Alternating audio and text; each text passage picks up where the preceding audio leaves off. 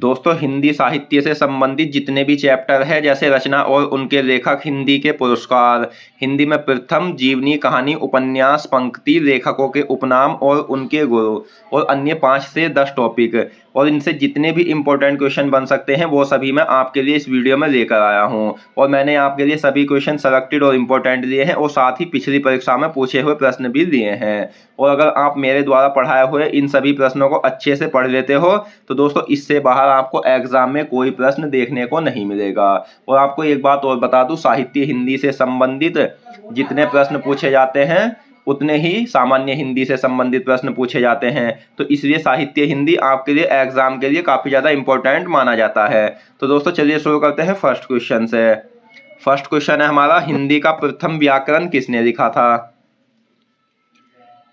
तो ये लिखा था दोस्तों ऑप्शन ए, जोशुआ कैटलर ने। हिंदी का प्रथम व्याकरण जोशुआ कैटलर ने लिखा था। और मैं आपको एक बात और बता दूं, इस वीडियो में आपको कठिन से कठिन प्रश्न मिलेंगे, और अगर आप पहले से ही जितने भी प्रश्नों के आंसर जानते हैं तो दोस्तों आपका रिवीजन हो जाएगा और साथ ही टेस्ट भी हो जाएगा। तो आप वीडियो को एंड तक देख लेना। नेक्स्ट, प्रेमचंद के अधूरे उपन्यास का क्या नाम है? तो इस क्वेश्चन का जो सही आंसर है दोस्तों वो है ऑप्शन ए, मंगलसूत्र। प्रेमचंद के अधूरे उपन्यास का नाम मंगलसूत्र है। और आपको यह भी याद रखना है कि प्रेमचंद का जो जन्म हुआ था वो वाराणसी में हुआ था। नेक्स्ट, हिंदी साहित्य के इतिहास लेखन का सर्वप्रथम प्रयास या लेखन की परंपरा का सूत्रपात किसने किया था? तो दोस्तों ये किया था ऑप्शन बी, गारसा दे तासी ने। और इन्होंने जो ये इतिहास लिखा था वो किस पुस्तक में लिखा था वो भी हम जान लेते हैं। तो वो लिखा था इन्होंने फ्रेंच भाषा में इस्तवार दे ला लिटरेट्यूर हिंदुस्तानी नामक ग्रंथ में। नेक्स्ट, अपभ्रंश शब्द का सबसे पहले उल्लेख किसने किया था? तो ये किया था ऑप्शन ए, पतंजलि ने। अपभ्रंश शब्द का सबसे पहले उल्लेख पतंजलि के द्वारा किया गया था। अगला क्वेश्चन, भक्तमाल जीवनी के लेखक कौन है? तो फ्रेंड्स भक्तमाल जीवनी के लेखक कौन है? तो ये है ऑप्शन बी, नाभादास। नाभादास भक्तमाल जीवनी के लेखक है। और नाभादास जो है वो भक्ति काल के कवि है।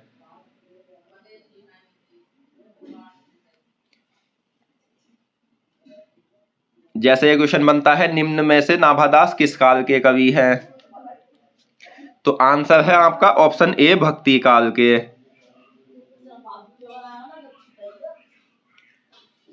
और 200 भक्तों का जो चरित्र चित्रण मिलता है वो भी भक्तमाल में मिलता है, यह भी आपको याद रखना है। नेक्स्ट है, हिंदी निबंध के जनक कौन माने जाते हैं? तो इस क्वेश्चन का सही आंसर है ऑप्शन डी, भारतेंदु हरिश्चंद्र। भारतेंदु हरिश्चंद्र हिंदी निबंध के जनक माने जाते हैं। अगला क्वेश्चन, किस कांड को हृदय कांड भी कहा जाता है? तो दोस्तों अयोध्या कांड को हृदय कांड कहा जाता है, यह आपको याद रखना है। अगला क्वेश्चन, निम्न में से पुष्टि मार्ग की स्थापना किसने की थी? तो इस क्वेश्चन का सही आंसर है वो है ऑप्शन सी, पुष्टि मार्ग की स्थापना वल्लभाचार्य ने की थी। नेक्स्ट है, गुरु नानक का जन्म कहाँ हुआ था? यह क्वेश्चन पहले भी एग्जाम में पूछा हुआ है। तो गुरु नानक का जन्म हुआ था ऑप्शन ए, तलवंडी में। बौद्ध धर्म से जुड़े साहित्य की भाषा क्या है? तो दोस्तों बौद्ध धर्म से जुड़े साहित्य की जो भाषा है वो है ऑप्शन ए, पाली। अगला क्वेश्चन, सर्वप्रथम अपभ्रंश को पुरानी हिंदी किसने कहा था? तो सबसे पहले जो अपभ्रंश को पुरानी हिंदी कहा था वो कहा था ऑप्शन ए, चंद्रधर शर्मा गुलेरी ने। दोस्तों जितनी भी क्लासें मैं आपको साहित्य हिंदी की पढ़ाऊंगा आप उन्हें सभी की सभी क्लासों को अटेंड कर लेना। आपको उनसे बाहर एग्जाम में कोई प्रश्न नहीं जाए मिलेगा। और आपको एक बात और बता दूं, आप किसी भी एक किताब में इतने प्रश्न नहीं देख पाओगे या इतने इंपॉर्टेंट क्वेश्चन नहीं देख पाओगे जो मैं आपको पढ़ाऊंगा। नेक्स्ट, चंद्रधर शर्मा गुलेरी के बाद अपभ्रंश को पुरानी हिंदी किसने कहा है? तो इनके बाद जो अपभ्रंश को पुरानी हिंदी कहा है वो कहा है ऑप्शन बी, हजारी प्रसाद द्विवेदी ने।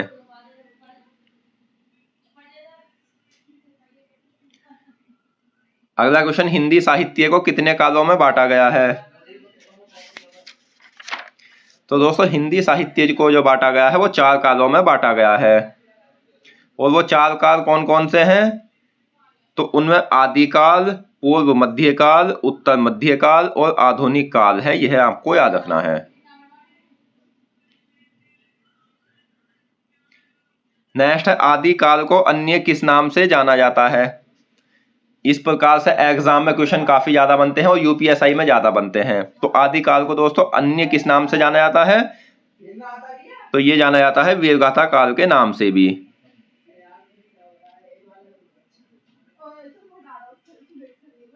नेक्स्ट क्वेश्चन, निम्न में से सूरसागर के रचनाकार कौन से कवि है? तो इस क्वेश्चन का सही आंसर है वो है ऑप्शन सी, सूरदास। सूरसागर के रचनाकार सूरदास कवि है, यह आपको याद रखना है। कृष्ण भक्ति का सबसे प्रसिद्ध काव्य क्या है? सही आंसर है ऑप्शन ए, सूरसागर कृष्ण भक्ति का सबसे प्रसिद्ध काव्य है। और एक क्वेश्चन आपको यह भी याद रखना है कि कृष्ण भक्ति के जो सबसे प्रसिद्ध कवि है वो सूरदास जी है। और सूरसागर ग्रंथ जो है दोस्तों वो ब्रजभाषा में लिखा है। नेक्स्ट है, हिंदी में काव्य शास्त्र की प्रथम पुस्तक किसे माना जाता है? तो हिंदी में काव्य शास्त्र की जो प्रथम पुस्तक माना गया है वो माना गया है ऑप्शन ए, साहित्य लहरी को, जिसके रचनाकार सूरदास जी है। निम्न में से साहित्य लहरी के रचनाकार कौन से कवि है? सही आंसर है ऑप्शन सी, सूरदास।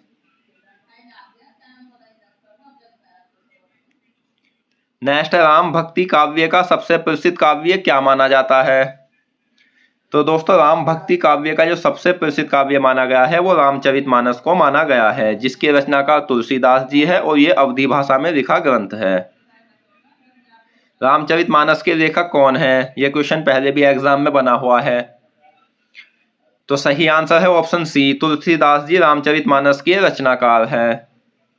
दोस्तों अगर आपको वीडियो पसंद आ रही है, वीडियो की क्वालिटी पसंद आ रही है, वीडियो का कंटेंट पसंद आ रहा है तो प्लीज़ वीडियो को लाइक करें। और अगर आप हमारे चैनल पर नए हैं तो प्लीज़ हमारे चैनल को सब्सक्राइब करें और बेल आइकन पर क्लिक करें, ताकि आने वाली सभी वीडियो की नोटिफिकेशन आप तक पहुंच सके। और मैं आपको बता दूं दोस्तों, जिस प्रकार से दूसरी जगह या दूसरे चैनलों पर समय को बर्बाद किया जाता है, तो ऐसा मेरे पास बिल्कुल नहीं है। क्योंकि दोस्तों स्टूडेंट के लिए समय की काफ़ी ज़्यादा कीमत होती है। उसके लिए जो इम्पोर्टेंट है वो क्वेश्चंस होते हैं, ना कि फजूल की बातें करना। तो दोस्तों आपको मेरी वीडियो में ज्यादा से ज्यादा प्रश्न और इंपॉर्टेंट क्वेश्चन ही मिलेंगे। नेक्स्ट, रामचरितमानस किस भाषा में लिखा है? तो ये लिखा है अवधी भाषा में। वीरगाथा काल का समय क्या है? तो वीरगाथा काल का जो समय माना गया है दोस्तों वो 1050 से 1375 माना गया है रामचंद्र शुक्ल के अनुसार। और अगर एग्जाम में ऐसे पूछा जाए राम स्वरूप चतुर्वेदी के अनुसार वीरगाथा काल या आदिकाल का समय, तो 1000 से 1350 तक का है। नेक्स्ट है, पूर्व मध्यकाल को अन्य किस नाम से जाना जाता है? तो पूर्व मध्यकाल को अन्य नाम से न जाना जाता है, वो जाना जाता है भक्ति काल के नाम से। दोस्तों जितने भी ये काल है या जितने भी मैं आपको क्वेश्चन करा रहा हूं उससे संबंधित अगर 10 क्वेश्चन भी बन सकते हैं तो वो मैं 10 के 10 एक साथ नहीं पढ़ा रहा हूं, क्योंकि वीडियो भी ज़्यादा लंबी हो जाएगी और एक साथ पढ़ने से ज़्यादा समझ में भी नहीं आएगा। माइंड की विशेषता होती है कि ये नई चीज़ों को अच्छे से याद करता है। तो जितने भी इंपॉर्टेंट फैक्ट्स या क्वेश्चन बन सकते हैं वो सभी के सभी मैं वीडियो में क्वेश्चन के रूप में आपको पढ़ाऊंगा। आपको निश्चिंत रहे, कोई क्वेश्चन आपका नहीं बचेगा। जैसे खड़ी बोली हिंदी में सर्वप्रथम रचना करने वाले कवि कौन थे? तो इसका आंसर है ऑप्शन ए, अमीर खुसरो। और अमीर खुसरो की अन्य रचनाएं क्या क्या है तो वो भी मैं सभी के सभी एक एक करके आपको पढ़ाऊंगा। अगला क्वेश्चन, आदिकाल को आदिकाल किसने कहा था?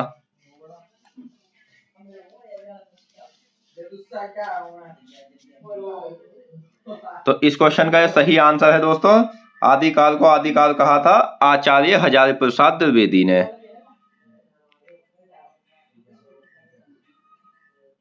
नेक्स्ट, पृथ्वीराज रासो के रचयिता कौन है? तो पृथ्वीराज रासो के रचयिता है चंद्रबरदाई।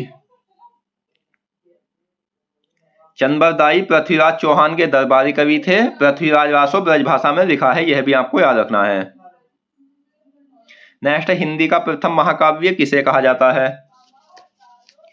तो हिंदी का जो प्रथम महाकाव्य कहा गया है वो कहा गया है पृथ्वीराज रासो को।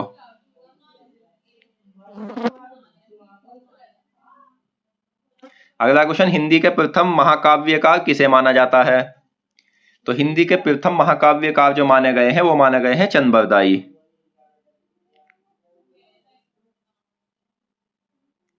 नेक्स्ट, अपभ्रंश का वाल्मीकि एवं अपभ्रंश का प्रथम महाकवि किसे कहा जाता है? तो अपभ्रंश का वाल्मीकि और अपभ्रंश के प्रथम महाकवि कहा जाता है दोस्तों ऑप्शन ए स्वयंभू को।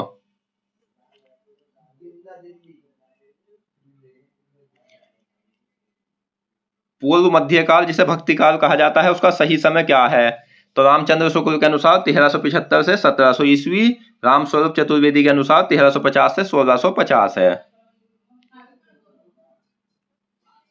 नेक्स्ट, हिंदी का प्रथम कवि कौन है? तो दोस्तों हिंदी के जो प्रथम कवि है वो है ऑप्शन ए सरहपा। इस क्वेश्चन से संबंधित इंपॉर्टेंट पॉइंट्स है वो हम समझेंगे। हिंदी के प्रथम कवि कौन है इस संबंध में विवाद है, परंतु राहुल सांकृत्यायन एवं डॉक्टर नागेंद्र ने हिंदी का प्रथम कवि किसे माना है? तो इन दोनों ने जो हिंदी का प्रथम कवि माना है दोस्तों वो माना है सरहपा को। और आपको एग्जाम में भी जो आंसर लगाना है वो सरहपा ही लगाना है। और अगर ये क्वेश्चन ऐसे पूछा जाए हिंदी का प्रथम कवि होने का श्रेय किसे प्राप्त है, तो आंसर होगा सरहपा। और सरहपा किस काल के कवि हैं? तो ये आदिकाल के कवि हैं। और दोस्तों अगर ये क्वेश्चन ऐसे पूछा जाए जैसे डॉक्टर रामकुमार वर्मा के अनुसार हिंदी का प्रथम कवि कौन है, तो तब जाके आपका आंसर होगा स्वयंभू। उत्तर मध्यकाल को किस अन्य नाम से जाना जाता है? तो उत्तर मध्यकाल को अन्य रीतिकाल के नाम से भी जाना जाता है। नेक्स्ट क्वेश्चन, आदिकाल को वीरकाल किसने कहा है? तो आदिकाल को जो वीरकाल कहा है वो रामचंद्र शुक्ल ने कहा है। नेक्स्ट, साहित्य अकादमी पुरस्कार की स्थापना कब हुई थी? तो दोस्तों साहित्य अकादमी पुरस्कार की जो स्थापना हुई थी वो 1955 को हुई थी। अगला क्वेश्चन, आधुनिक युग की मीरा किसे कहा जाता है? तो आधुनिक युग की जो मीरा कहा गया है वो महादेवी वर्मा को कहा गया है, ऑप्शन ए। प्रकृति का सुकुमार कवि किसे कहा जाता है? तो प्रकृति का जो सुकुमार कवि कहा गया है वो सुमित्रानंदन पंत को कहा गया है, ऑप्शन बी। अगला क्वेश्चन, मीराबाई के गुरु कौन थे? तो मीराबाई के जो गुरु थे दोस्तों वो थे ऑप्शन बी रैदास। नेक्स्ट, साहित्य अकादमी पुरस्कार कितनी भाषाओं में दिया जाता है? तो दोस्तों बात करें वर्तमान की, तो वर्तमान में साहित्य अकादमी पुरस्कार जो दिया जाता है वो 24 भाषाओं में दिया जाता है। पहले यह 22 भाषाओं में दिया जाता था, लेकिन अंग्रेजी और राजस्थानी भाषा को जोड़कर कुल मिलाकर ये 24 भाषाओं में दिया जाता है। अष्टछाप का जहाज किसे कहा जाता है? अष्टछाप का जो जहाज कहा जाता है वो सूरदास जी को कहा जाता है, option A. Next, Kabir Das के गुरु कौन थे? इस क्वेश्चन का सही आंसर है ऑप्शन बी रामानंद। हिंदी नाटक का प्रवर्तक किसे माना जाता है? तो हिंदी नाटक के प्रवर्तक माना गया है भारतेंदु हरिश्चंद्र को। नेक्स्ट, ठेले पर हिमालय निबंध किस लेखक द्वारा लिखा गया है? तो दोस्तों मैंने एक एक क्वेश्चन में दो दो तीन तीन क्वेश्चन रखे हैं। जैसे ठेले पर हिमालय ये क्या है, एग्जाम में पूछा जाएगा, तो आंसर होगा आपका निबंध। और ये किस लेखक द्वारा लिखा गया है? तो ये लिखा गया है धर्मवीर भारती के द्वारा। और मैंने एक साथ इसीलिए रखा है क्योंकि जब आप याद करोगे ठेले पर हिमालय तो निबंध जब आप पढ़ोगे तो आपको निबंध भी ये याद हो जाएगा। नेक्स्ट, जयशंकर प्रसाद का पहला नाटक क्या है? तो जयशंकर प्रसाद का पहला नाटक है ऑप्शन ए सज्जन। अगला क्वेश्चन, जयशंकर प्रसाद का पहला ऐतिहासिक नाटक क्या है? तो जयशंकर प्रसाद का पहला ऐतिहासिक नाटक की बात करें तो वो है ऑप्शन सी राज्यश्री। अगला क्वेश्चन, अभिनव जयदेव की उपाधि से विभूषित किसे कहा गया है? तो अभिनव जयदेव जो कहा जाता था वो विद्यापति को कहा जाता था, ऑप्शन डी। हिंदी का प्रथम दलित कवि कौन कहलाते हैं? तो दोस्तों हिंदी के प्रथम दलित कवि जो थे वो थे option A, Raidas. In question को आपको एक को भी मिस नहीं करना है, क्योंकि इस प्रकार के क्वेश्चन ज्यादातर यूपीएसआई में पूछे जाते हैं। नेक्स्ट है, पदावली किसकी रचना है? तो दोस्तों पदावली जो रचना है वो है ऑप्शन डी, विद्यापति की। हिंदी साहित्य का इतिहास किसकी रचना है? तो हिंदी साहित्य का जो इतिहास है वो किसकी रचना है दोस्तों? वो रचना है रामचंद्र शुक्ल की, ऑप्शन ए। नेक्स्ट, मैथिल कोकिल किसे कहा जाता है? मैथिल कोकिल जो कहा जाता है वो कहा जाता है विद्यापति को। और इन्हें ये किस लिए कहा गया था? तो दोस्तों इनकी रचना थी पदावली। पदावली रचना के कारण रामचंद्र शुक्ल ने विद्यापति को मैथिल कोकिल कहा है। नेक्स्ट, विद्यापति को मैथिल कोकिल किसने कहा था? ये क्वेश्चन ऐसे भी बनता है, तो ये कहा था इन्हें रामचंद्र शुक्ल ने। नेक्स्ट, आचार्य रामचंद्र शुक्ल ने हिंदी का प्रथम महाकवि किसे माना है? तो दोस्तों आचार्य रामचंद्र शुक्ल ने हिंदी का प्रथम महाकवि माना है चंद्रबरदाई को।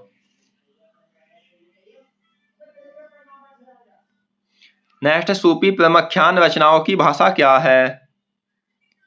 तो सूफी प्रमख्यान रचनाओं की जो भाषा है वो अवधी भाषा है।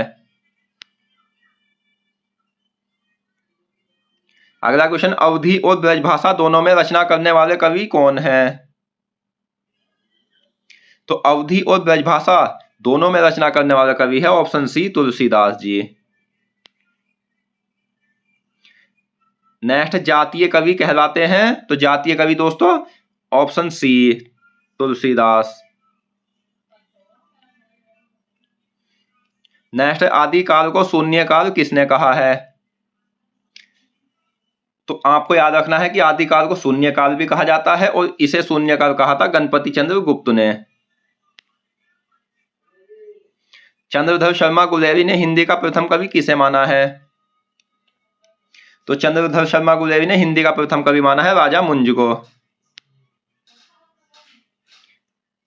नेक्स्ट, हिंदी के प्रथम गद्यकार कौन थे? तो हिंदी के प्रथम गद्यकार थे दोस्तों option B, Lallu Lal.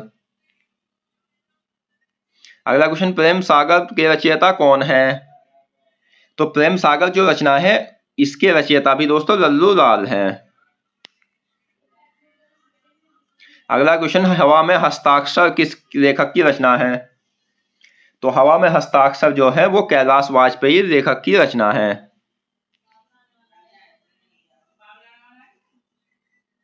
Next, Hindi का प्रथम उपन्यास क्या है? तो दोस्तों हिंदी का जो प्रथम उपन्यास है वो है परीक्षा गुरु। और इस उपन्यास को जो लिखा है वो किसने लिखा है? तो ये लिखा है लाला श्रीनिवास दास जी ने। प्रथम साहित्य अकादमी पुरस्कार कब दिया गया था? तो ये दिया गया था 1955 में। और प्रथम साहित्य अकादमी पुरस्कार किसे मिला था? ये क्वेश्चन भी आपके लिए काफी ज्यादा इंपॉर्टेंट है और कई बार एग्जाम में पूछा गया है। तो ये मिला था दोस्तों माखनलाल चतुर्वेदी को। और ये क्वेश्चन ऐसे भी बनता है, हिंदी का प्रथम साहित्य अकादमी पुरस्कार माखनलाल चतुर्वेदी को किस रचना पर मिला था? तो इन्हें मिला था दोस्तों ऑप्शन डी, हिमतरंगिणी काव्य पर। अगला क्वेश्चन, तूतीय हिंद किसे कहा जाता था? तो दोस्तों तूतीय हिंद कहा जाता था अमीर खुसरो को। अगला क्वेश्चन, आधुनिक एकांकी का जनक या हिंदी एकांकी सम्राट किसे कहा जाता है? तो आधुनिक एकांकी के जनक और हिंदी एकांकी के सम्राट कहा जाते हैं डॉक्टर रामकुमार वर्मा। और एकांकी का जन्म किस युग में हुआ था? यह क्वेश्चन भी काफी ज्यादा इंपॉर्टेंट है। तो ये हुआ था भारतेंदु युग में। हिंदी एकांकी का जनक किसे कहा जाता है? पीछे जो क्वेश्चन पढ़ा था हमने वो आधुनिक एकांकी था, तो हिंदी एकांकी के जनक माने जाते हैं भारतेंदु हरिश्चंद्र। सूरदास के गुरु कौन थे? तो सूरदास जी के जो गुरु थे दोस्तों वो थे Vallabhacharya, option B. Next, Hindi का प्रथम मानक जीवनी ग्रंथ किसे माना जाता है? तो हिंदी का प्रथम मानक जीवनी ग्रंथ कलम का सिपाही को माना जाता है। हिंदी का प्रथम नाटक क्या है? तो हिंदी का प्रथम नाटक है नहुस, जो ब्रज भाषा में लिखा गया है। और नहुस के रचयिता कौन है? नहुस के रचयिता है दोस्तों गोपाल चंद्र गिरधरदास, भारतेंदु हरिश्चंद्र के पिता थे। अशोक के फूल किसका निबंध है? तो अशोक के फूल जो है दोस्तों वो एक निबंध है, और ये निबंध है हजारी प्रसाद द्विवेदी जी का।